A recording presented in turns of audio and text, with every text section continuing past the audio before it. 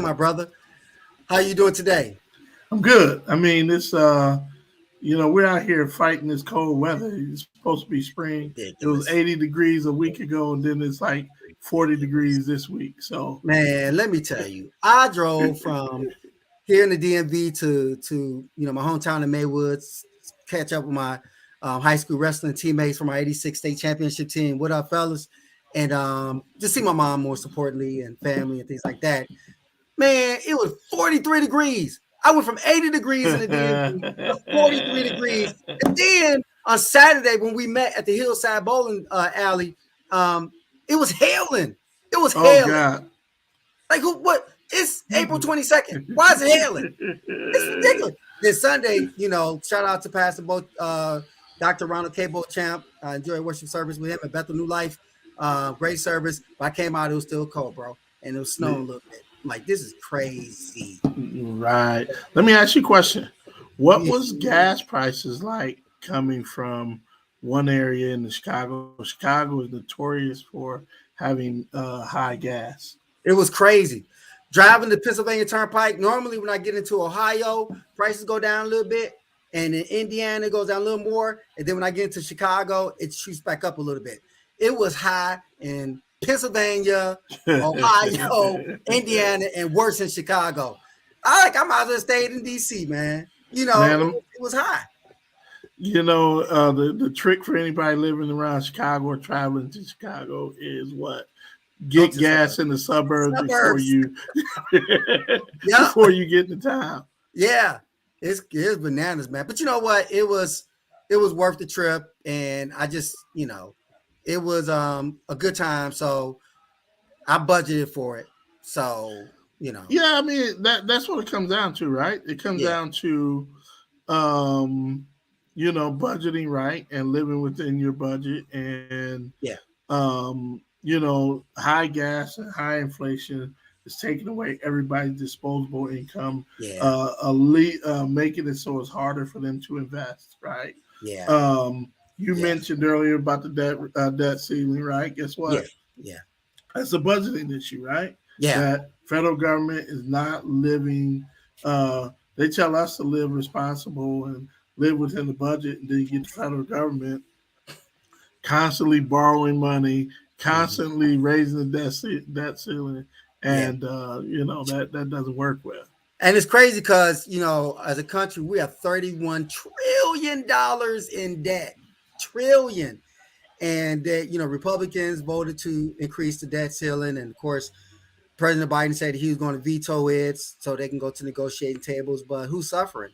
Americans, working class Americans. And that's unfortunate. So I hope they can work out something because this is crazy. Everything is high.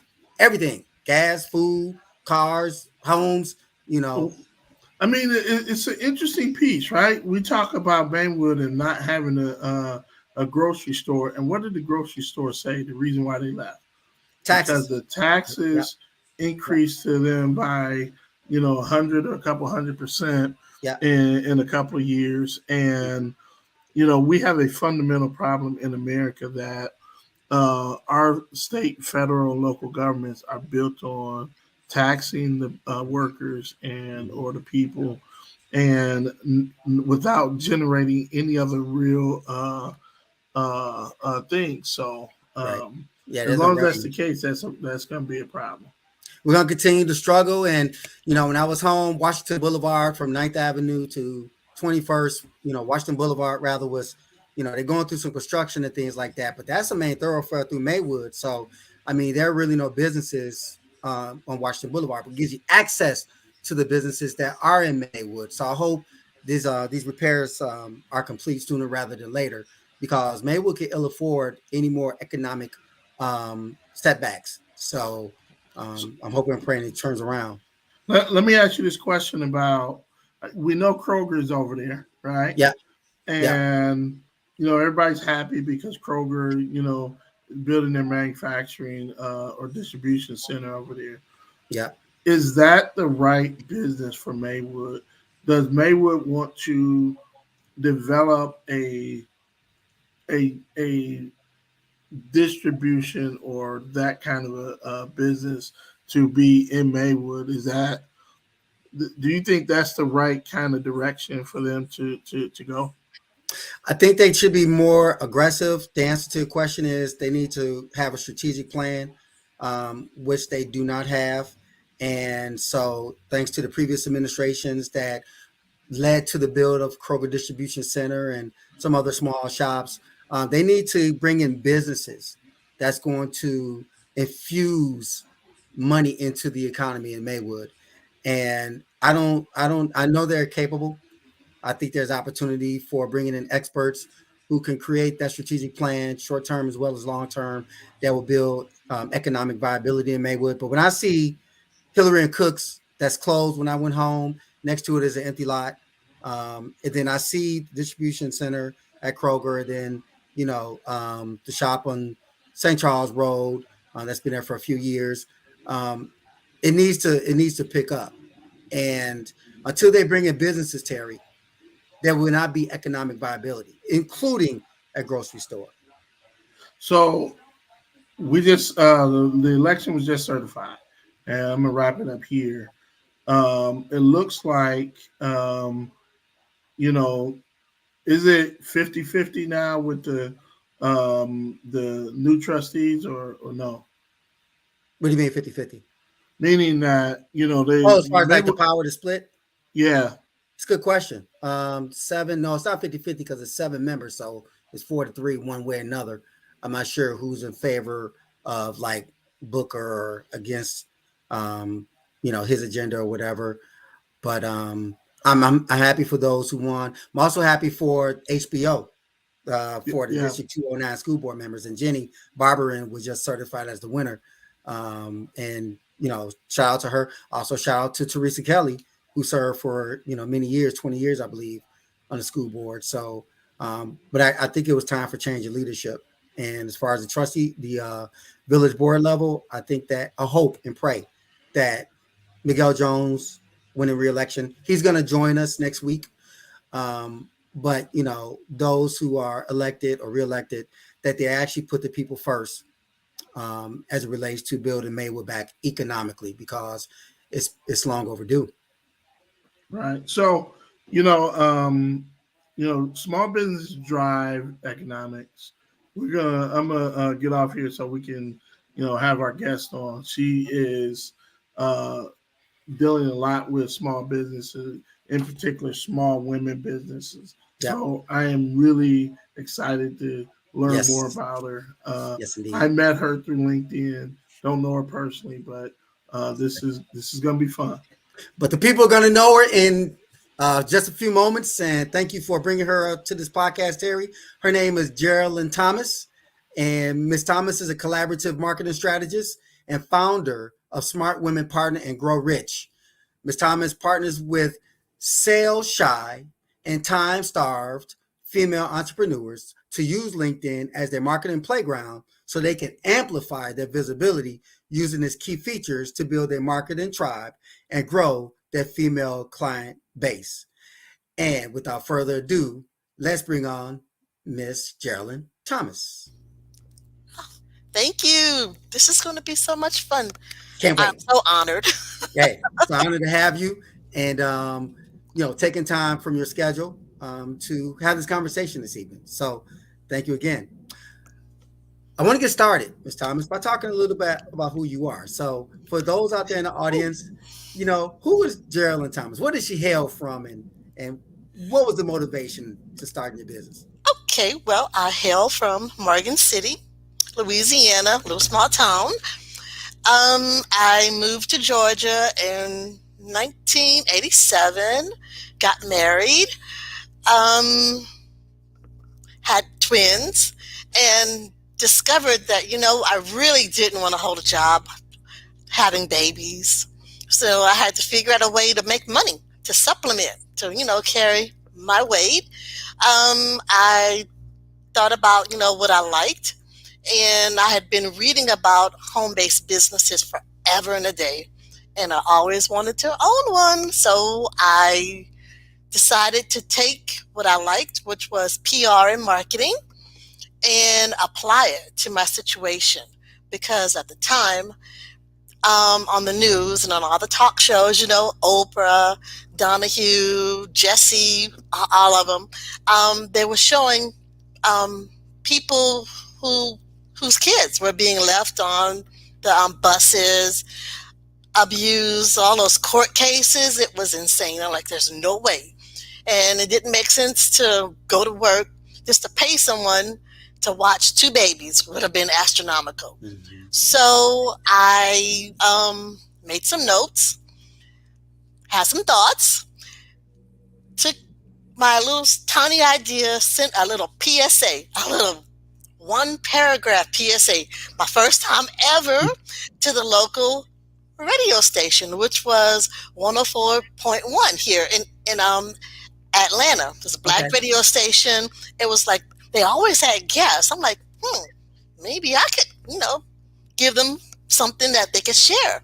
Yeah. And the manager liked my concept, which was, giving tips for Mhm. women who wanted to be able to quit their job after starting a home-based business to replace their paycheck. Right. So 2 weeks after I sent that little PSA in, she called me. She's like, you know what? We'd love to have you come on and talk about this. I'm like, you're kidding me. Wow. I went and did a radio interview. I don't know how I did it. Scariest thing, like I said, I was new to Georgia. Right. I had no friends here, basically, no support. By the time I got home, my voicemail was jam packed. So I'm like, okay, so what do you do with that? You got Right. all these women who called in and said, "Hey, I'm having all these issues. I love to learn how to start my own business." Mhm. So I said, okay, God, I'm going to put it in your hands. Yeah. How do I proceed? And he came up with this idea, him and I, me and God, Right. support group for moms, where we would meet in my living room and we talked. We talked about, their job, their interests, their hobbies, and mulled around ideas on types of businesses they could start. Wow. And that led to me doing a newsletter. I was writing articles, like showcasing these women who were trying to start their own business so they could support each other. Mhm. Because you need to have clients. Yes. So if you're just starting a business and if you're doing something interesting, other women, they could use your services, your marketing, your sales, your beauty products that look good, to go to those networking functions. Right. That led to me just doing more with that. I started a group after Wow. that. And then someone said, you know what? You need to do a conference. I'm like, what? Mm. I had no support, no nothing, no Wow. money, and I gave a women's conference. Scariest thing ever. I thought going to the radio was scary. That was scary. I met people who liked the idea. They helped me out. I even did a interview, one of those public TV stations, whatever. They Mhm. called me on to talk about the conference. Wow. It was totally crazy. Like I said, it was the Wild Wild West back in the day with people who were trying to do the home base thing because it was so fresh and new. So Mhm. they would call you in to do stuff. And from that, I really expanded my concept for my newsletter. I started to print it and fax it. So people got my newsletter in their office or whatever, crazy, crazy, crazy fax machine. Put it on in there. Right. And then someone said, you know what? I like the newsletter, but I would rather get it via email. I'm like, what is email? I didn't know what that was. It was Right. still new. Right. So I had a friend that I'd met along the way here who had web TV. Mhm. And she introduced me to the internet through web TV. She Wow. plugged it in. It was nothing but bulletin boards where you could read people's stuff from around the globe. I was like, wow, this is exciting. Yes. So I started posting stuff on there. Mhm. And I got some traction from it. And I got my own desktop computer. Tax time came around, and Right. and then I was plugged up to the internet. I think what was it? CompuServe or whatever Oh, that was. CompuServe. Sure. Yes, yes, yes, That's yes. it. That's old school. Oh, Wow. real old school. Yeah. CompuServe, yeah, and that little crazy dial tone thing going Right. on. Uh-huh. Yeah, yeah. Yes. And then I discovered listservs, where Mhm, it's like, oh my God, there are people you can really communicate with. Like they had lists for all these various women's groups or whatever. mhm, And I joined one, it was called Digital Women. I mhm, met so many people. I sat, I studied, I read, I looked at everything I could online, how to do your website, how to mhm, do your own listserv, mhm. network, whatever, and I just really got bold with it. Good. I started a network for women using Nice. a listserv. Wow. I made money from that too. And then Right. I did a magazine online. I did another network. And then someone challenged me to do my own women's chamber of commerce because Mhm. you meet all these people and they have such interesting lives. And she said, you know what, I saw somewhere online that there's a kit for you to do your own chamber of commerce. I'm like, come on, for real? Mm. She's like, yes. So we researched it, found the kit, sent off for it. I started my own women's chamber of commerce. It was the International Virtual Women's Chamber of Commerce. I'm still famous for that today. So many women. And the purpose of it was to bring together women so they could learn because they were hiring VAs, web designers, and getting Mm. locked out of their stuff because they Mhm. forgot the one fact that before you hire somebody, you need to know what they're doing Right. so you can know that it's being done right and don't Right. get locked out of your own stuff. Right. Good point. So we all shared our knowledge. Wow. And it just took off. And then, Right. we joined every social media group out there that started, like Rise. I can't, Rise, I can't even believe that Rise is still out there, but I have a Rise Mm. listing. Wow. Whatever it was, we joined it and we studied it. We did the Facebook craziness when it first started, Mhm. Facebook for business. That's bull.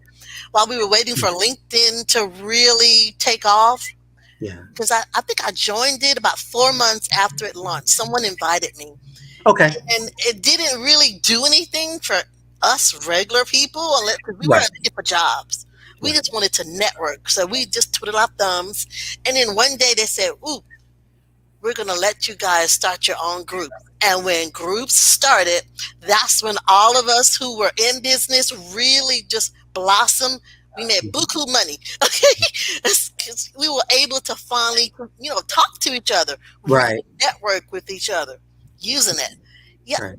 And then, just been there ever since.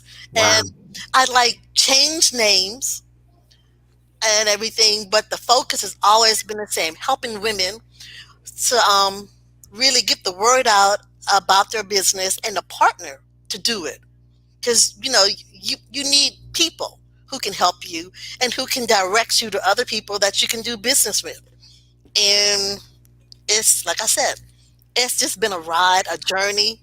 The Yeah. same people that I met when I joined Digital Women, some of them I'm still with today. So it's Mhm. amazing. So let's look at timelines. So you started your home-based business when?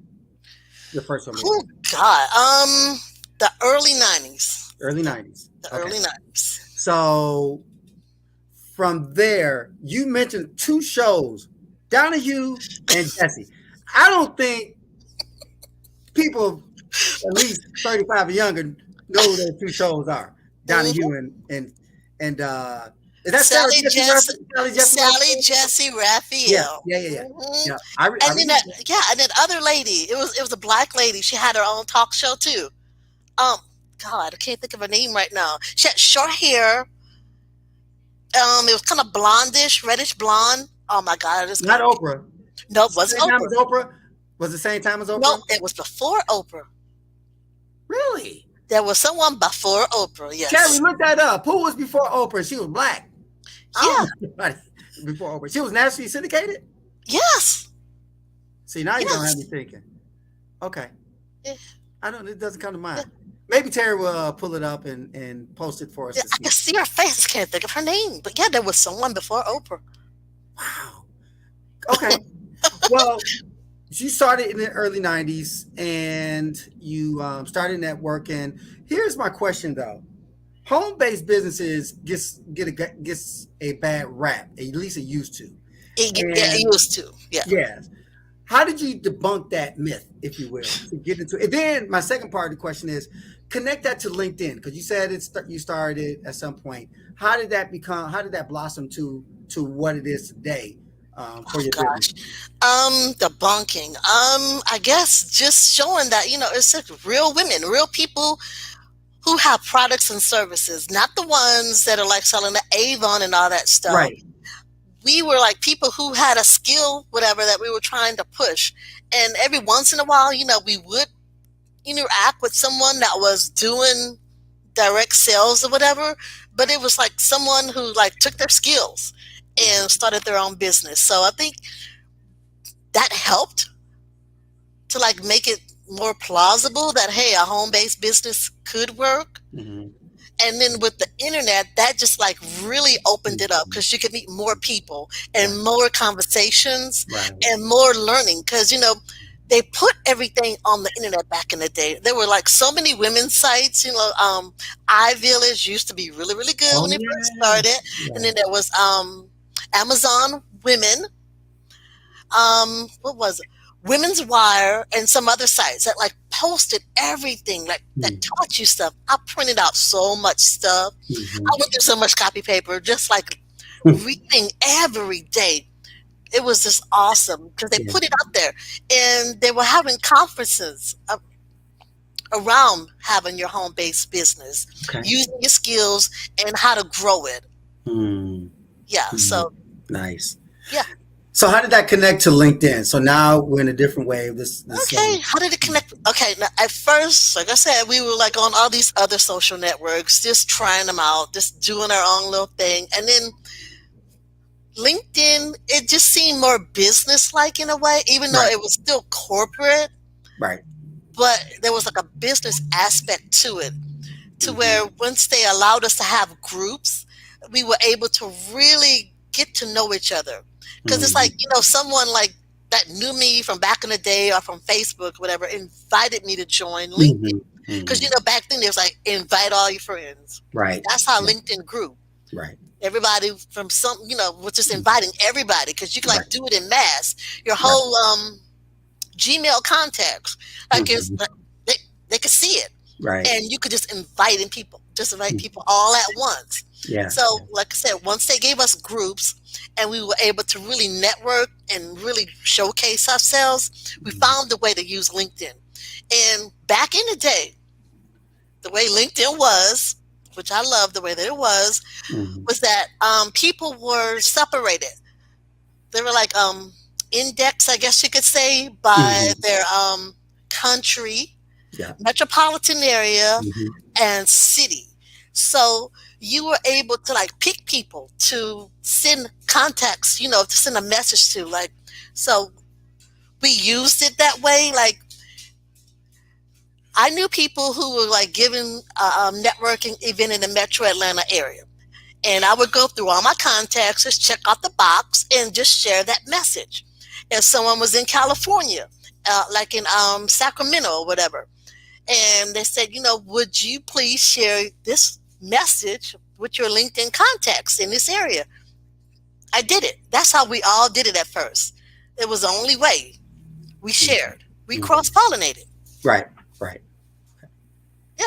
And I just took it and basically expanded that concept for what I'm showing women how to do now. So, Yeah. I think you have right around 15,000 followers or something like that. Is that accurate? yes, my goal this year is to have 20,000. Okay. That is my goal.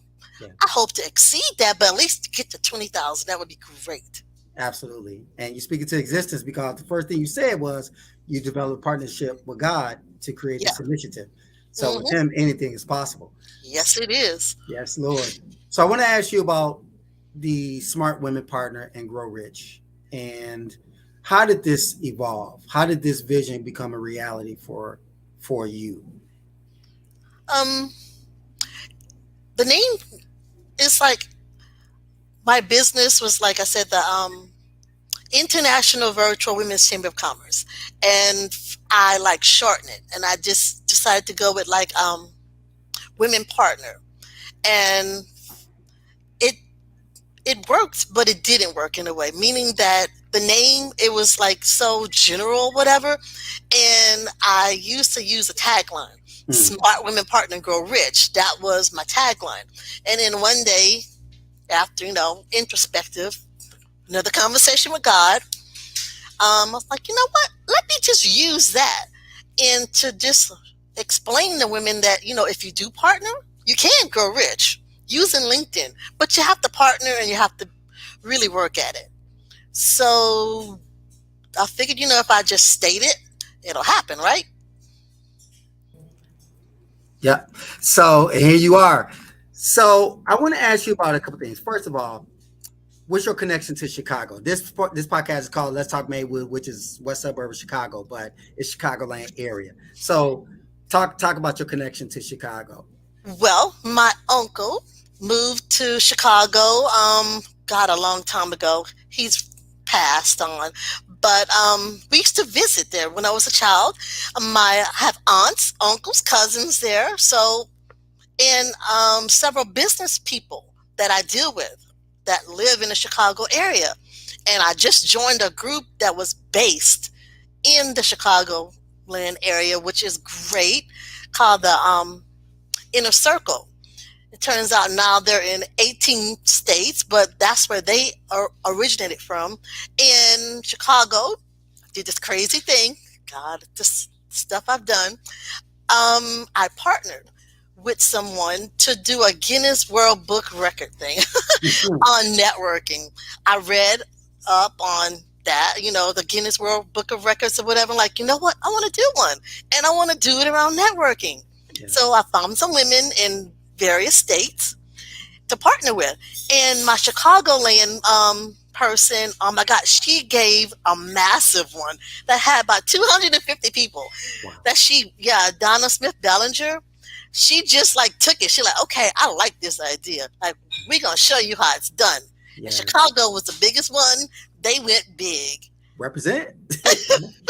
So yeah, I mean, so Chicago, love it. Mhm. And some of the best people, besides having family and friends, like business wise, oh my God.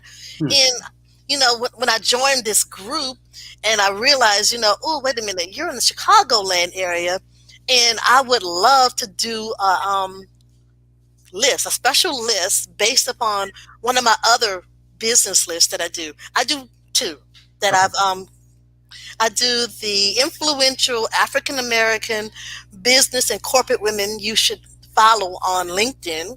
It's coming across the screen right now. So audience, please take note of that. Yeah. And then a few years later, I'm like, you know what? That's great, but I want to include, other ethnicities, so to speak, Mhm. whatever. So I said, you know what? Let's do one for phenomenal women on LinkedIn who can help you grow your business. Mhm. Because at the Mhm. time, during the pandemic and everything, Yes. everybody was coming online. So I Mhm. wanted to make sure that they knew, women on LinkedIn, that they should not only just follow, but who can help them grow their business. So I'm partnering with some ladies beginning next week. We're going to get down to work on a Chicagoland list of Nice. phenomenal women on LinkedIn Mhm. who can help you grow your business. So, Nice. like, this is like Mhm. perfect. It Yes. really is perfect. And how do someone get listed on a list? Listed on a Number list. one, they should follow me on LinkedIn. Number two, they should go to my website, smartwomenpartner.com. And on my menu, there is a link to get more information about both lists. Because you can be Mhm. on both lists. You really can. Okay. The Okay. first list, the list of influential African American business and corporate women is for like I said, business and corporate, but more so like the women who are like leading movements, who are like God, how do you put this? Not so much as the ones that are going to help you grow your business per se, but they're like leaders, they're like influencers, that Mhm. the women that you should know. Right. And that list started about 6 years ago. Mm. And then when I don't know if I should say this or not, but when all the craziness went on about Juneteenth Oh and yeah. everything, I'm Yeah. like, you know what, God dang it, I'm gonna create a list that's showcasing black women on LinkedIn that Absolutely. you should follow because they're like dynamic women that Yeah. you wouldn't know because it's like there's so many women on LinkedIn. Mm. There's close to like 400 million of us, Wow. and unless someone is talking about you, Yeah. uh, unless you have a big budget, no one's going to know you. Right. So I created this list for women to like just go and follow them, make conversations with. I mean, women use that list. They got business from it, all kinds of stuff because they use it the way they were supposed to. They Mm. follow the ladies. They set up conversations. They schedule meetings, talked about stuff or whatever, and it's like my best list Wow. ever. It tops everything. That second year, I think I got about so far as of today 11,000 and something visits just to that one article. If Wow. you were to look up influential African American women on LinkedIn on Right. like Google, my list pop up with their Wow. names, some of the people's names. Like I'm amazed. It is amazing though. It's so amazing that LinkedIn. I mean, if you do stuff on LinkedIn, you publish stuff and it's really popular, it will Mhm. show up in the search engines. I'm a witness, and it does, and it's a very great tool to use. So Hmm. I commend you for just your perseverance and being able to touch so many women out there across the country. I want to ask you this question. The neighborhood I grew up in, which is Maywood, consists of many African American women and even Latino women, some Asian, but mostly Black women. And some of those have aspired and followed their dream to start their own business. But what message do you have for those women who aspire to be entrepreneurs, whether it's a home based business or a nonprofit or for profit S corporation, whatever the case may be? What can you say to influence them, talking about influence, to start their business and to turn that dream into reality, especially those who may be single parents working two jobs and things of that nature? My one thing I would say is to build a network, is to network with women who are like you, who also have your ideal client base. Make friends. Don't do this alone. Because when I started way back in the day, like I said, I didn't know anything. And the women I met along the way, I met someone who supported me with my website. She recently passed a couple of years ago, but from 2001 until God, 2020, she was with me. Every website, every whatever, she was like helping me out because she was a programmer. I met someone that was a VA. She taught me stuff. You and Donna Smith Bellinger, who's in sales, she saw what I was doing. She embraced me and she taught me about sales because I'm an introvert, believe it or not.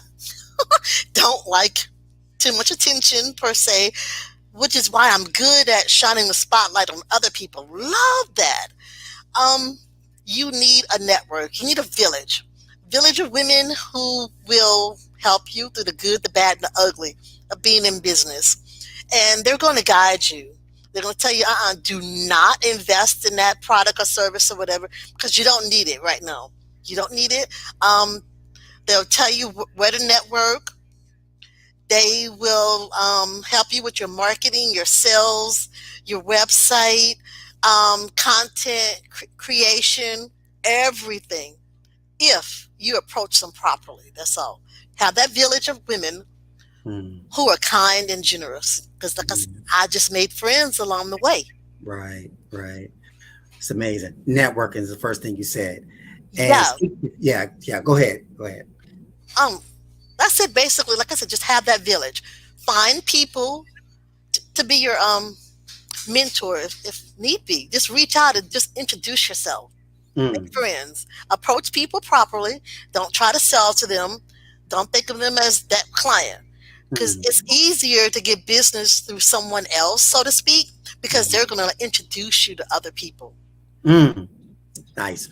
So you heard the old African proverb, it takes a village to raise a child. Do you believe in this motto I just created in my mind? It Takes takes a a village village to raise a to raise a business. business. Yes, indeed. I Yes, say it indeed. all the time, especially on LinkedIn. I tell them it takes a village to build your visibility on LinkedIn. You can't Mhm. just be in your own feed, your own little world. It Right, won't work. You need right. to be in everybody else's feed, so to speak. 10, 20 people, have Yeah, them talking about your business. Do yeah, stuff with them. Write content with them. yeah, So when it goes live in their feed, then yeah. their contacts know. Then they're going to share it with someone else, to partner with someone else to get into their feed, and so on. Right, Do a newsletter together.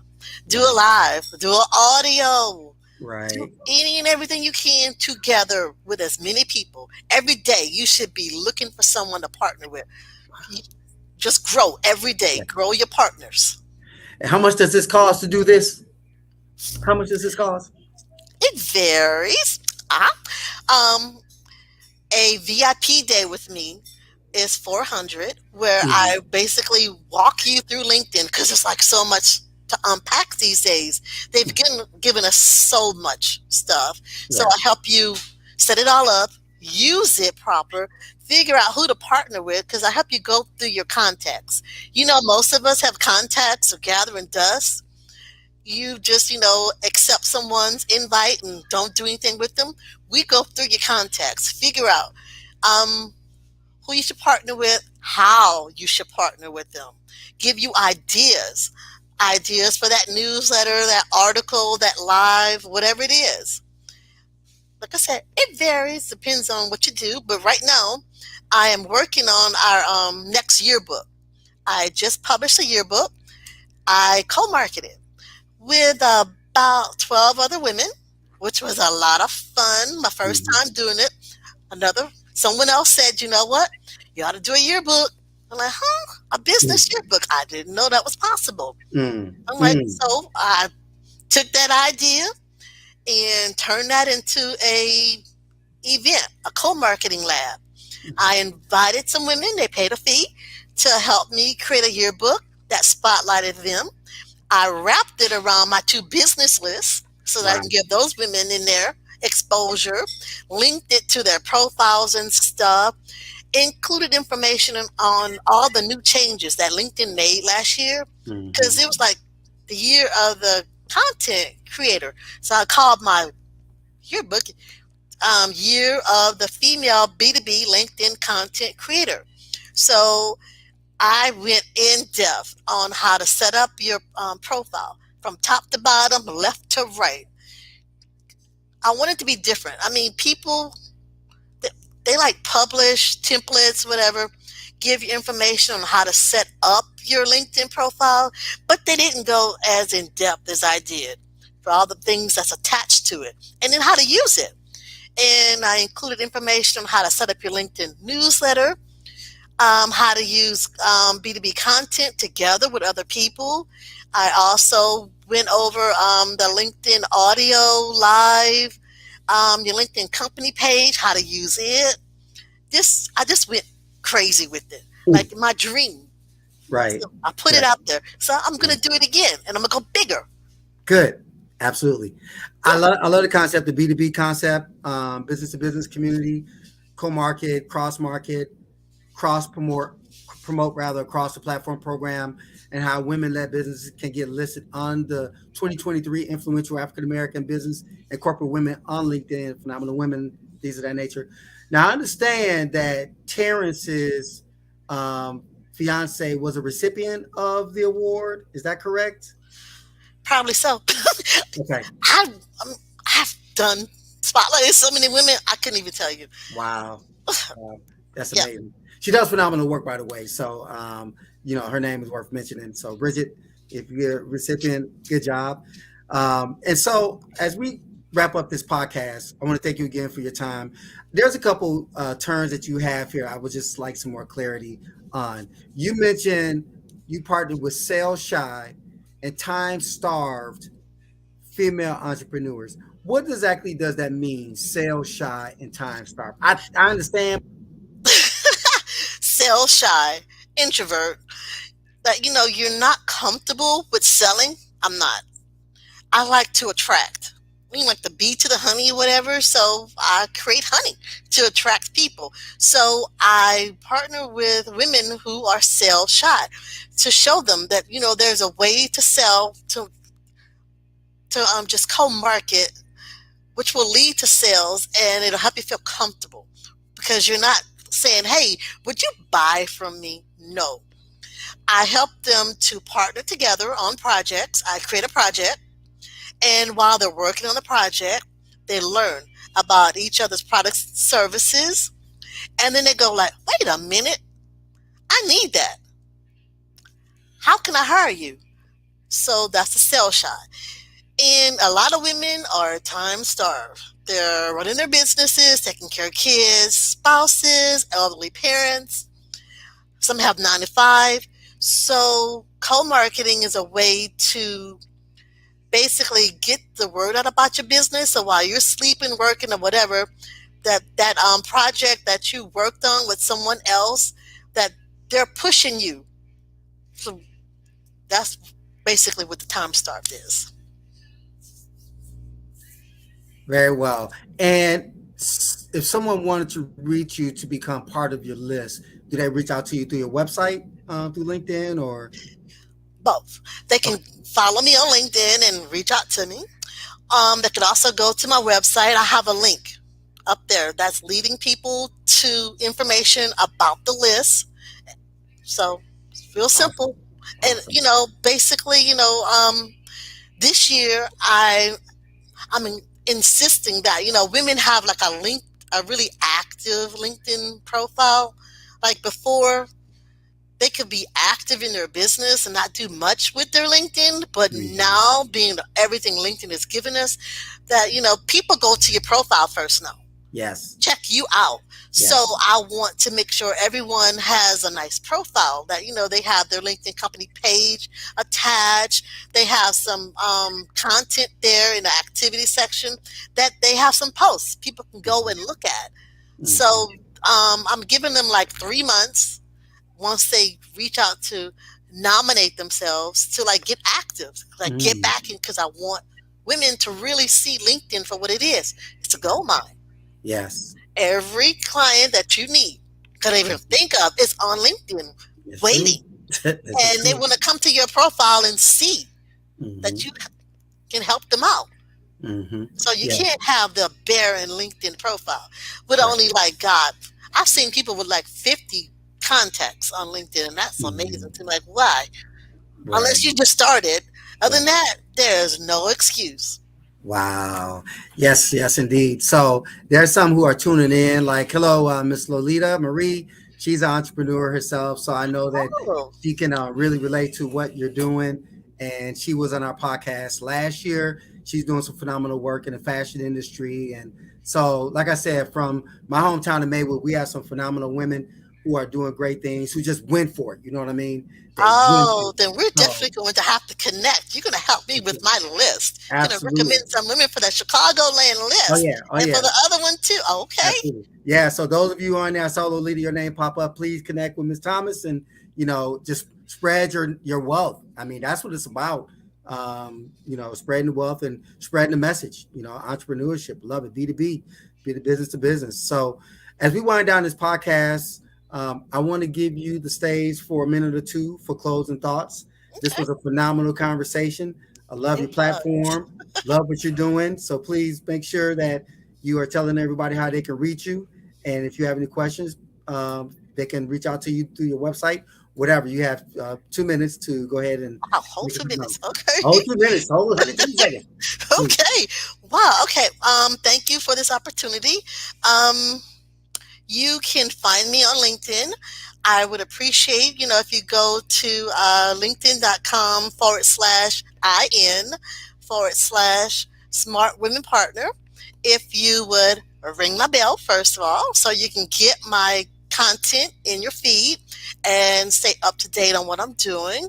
Follow my LinkedIn newsletter. I put out a bi monthly newsletter where I share tips on how to co-market using LinkedIn. Uh, let's see here. And my website is smartwomenpartner.com. It has everything you need to know about my LinkedIn co-marketing program that I offer, where we break down LinkedIn into its individual features and figure out how to co-market using them together. You know, the newsletter, the long form posts, the articles, company pages, service pages, whatever it is that LinkedIn gives us, you know, the audio events and LinkedIn Lives, we come up with creative ways to use them where we're like cross pollinating our LinkedIn connections and our clients. I also have a bi-monthly LinkedIn audio event that I give, how women are using LinkedIn to show up and why you should too, where I allow the audience to come on stage, talk about their business, talk about their projects, say who they want to cross market with. I have special guests that come on and they, you know, share their knowledge about PR, taxes, small business alignment, whatever it is. We have someone just comes on. So that's female and we have a good time. I would really love to connect with you on LinkedIn. Please follow me. Absolutely. Love the information. I hope and pray that the audience were able to take in everything that Ms. Jerrilynn Thomas said. Words of wisdom. She built herself from nothing to having a very successful business right now, especially through LinkedIn. Networking, partnering, collaboration is the key. I'd like to thank her again. And she is, again, the founder of Smart Women Partner and Grow Rich. That concludes our podcast for tonight. I am Dr. Reggie Ratliff. Please tune in on the next podcast when we'll have our next phenomenal guests. Until then, please be safe. God bless you. Please like us on Facebook and subscribe to YouTube. And have a blessed evening. Good night.